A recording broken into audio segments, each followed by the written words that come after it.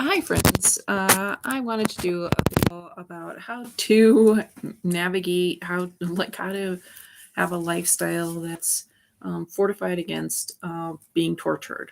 So the past couple years, I would say definitely the world is being subjected to torture on so many levels, and this has been going on in smaller ways for decades, centuries, millennia, but it's definitely ramping up.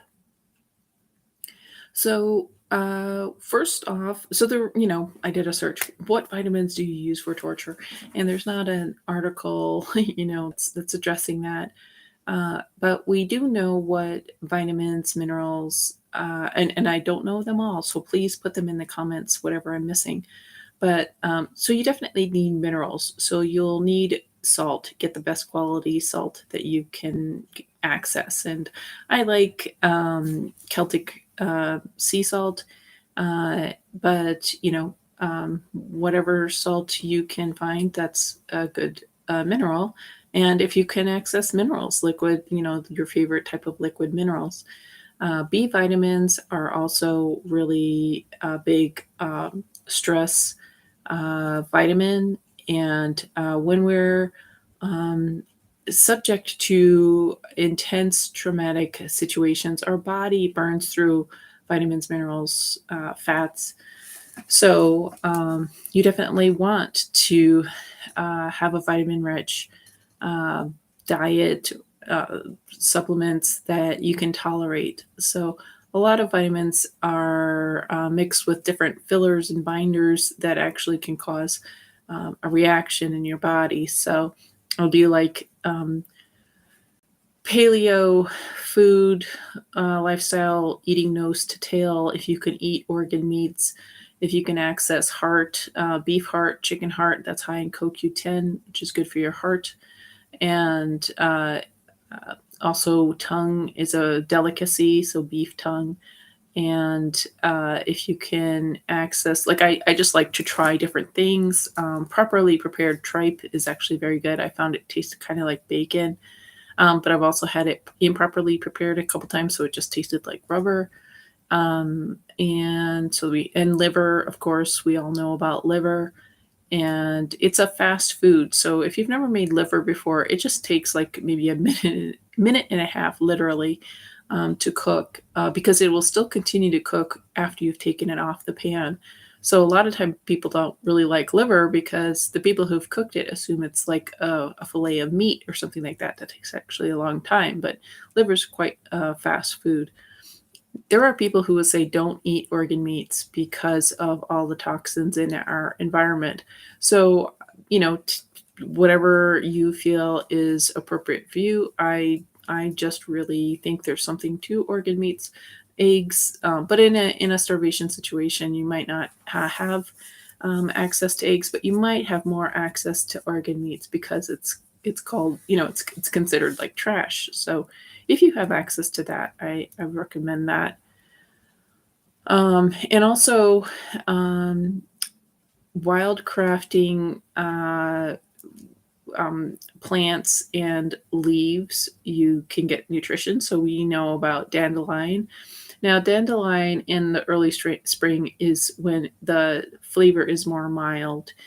Now, in terms of wild crafting, you want to be selective. You want to be careful because there can be, like in that book, Into the Wild by John Krakauer, the guy who apparently died in that situation, he was living off of foods that, as the autumn came on, they became more alkaline. And that alkaline chemical composition that increased actually caused him to starve. So even though he was um, eating, he was starving himself because of this chemical poisoning that he accidentally was doing.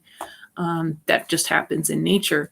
So you want to be careful that the foods that you are introducing are not actually going to end up possibly being toxic.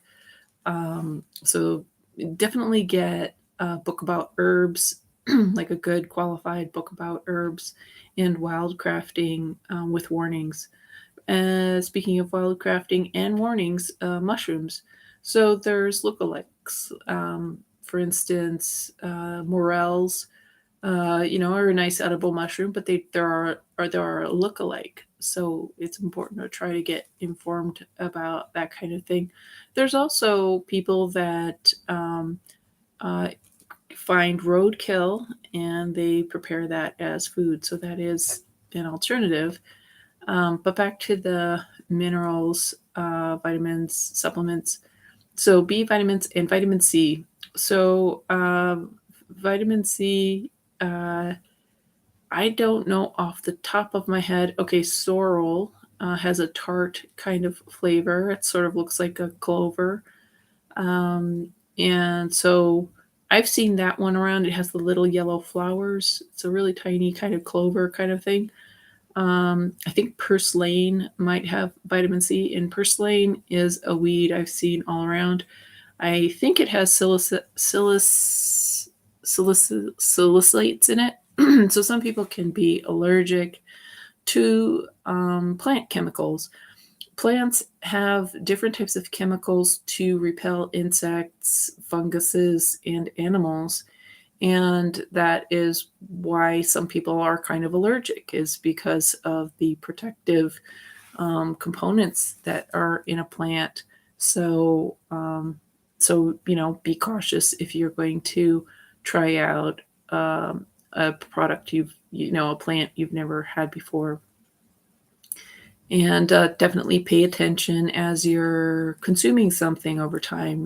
Does eating like eating nightshades like tomatoes, eggplant, cayenne, does that make you feel more tired or whatever? So if you do notice something that you're trying out, even though people are saying it's healthy, if you're trying it out and you're not getting good results, it may be wise to just let other people have that. So, anyways, B vitamins, vitamin C, minerals, whether it's a salt, like whether it's salt like, Celtic sea salt or people like Himalayan salt. I think those are a good foundation for nutrition for being under torture. And of course, like if somebody's literally like in a prison and whatnot, you're not going to have, access to a vitamin or whatever. So, that's when I would say, it's important to breathe, practice relaxation, practice prayer, and, really getting your connection to God very strong. And we should really do that actually when things are okay, when we do have control over our life, or over our life. We really need to get closer to God, and it seems to me that God allows difficulties, tremendous difficulties, to occur because we were unable to make a difference. Like when a hurricane comes through and breaks somebody's house, at that point, that person's not like, oh, I need to buy, hurricane insurance. At that point, when the hurricane just smashes through the window, the person's like, God help me, because that person knows they can't do anything right when the wind is crashing and glass is shattering all around them, right? That's when you are like, please God. That's when people tend to really, they become like foxhole believers, is when it truly is undeniably out of their hands. And there's a lot of people who would still refuse to think that it's out of their hands, even with wind crashing and glass shattering. I feel like that's kind of what's been going on worldwide, actually, metaphorically in a way. And people are just thinking that things are just going to settle back down, but they haven't, and I doubt they will. So, any other recommendations, like for people who are under prolonged trauma? And I think those of us who have been awake since the beginning of this lockdown mentality, I think we are experiencing the worst of the torture, because we're seeing all this unnecessarily carnage. And, it didn't have to be this way. And, there's the people who are the victims of the carnage, willing victims, willing sacrifices. They think they're sacrificing themselves for planet Earth or something. So if somebody's a willing sacrifice, they're not really suffering. But when we know that this is a moot sacrifice, and you're telling your loved ones, please don't sacrifice yourself, but the loved one still wants to sacrifice themselves, and so then you see the aftermath. Like that's, I feel like we are the person who are we are the people who are being tortured. Um, Even if it's absolute strangers that are sacrificing themselves, it's a living nightmare. So what do we do to support that? And um, herbs for stress would also be things that would help. Like we know valerian. I can't remember if that is high in B vitamins. Kava kava is another stress herb. There's adaptogens, many adaptogens. I think ashwagandha is one. So those are off the top of my head for herbs for stress, like drinking chamomile tea. If you can tolerate, apparently chamomile is of the Asteraceae family, and so some people now are having some maybe some allergies. So when you're trying an herb, be prudent. Just try a little bit, and if you're noticing an allergy, um, just try something else.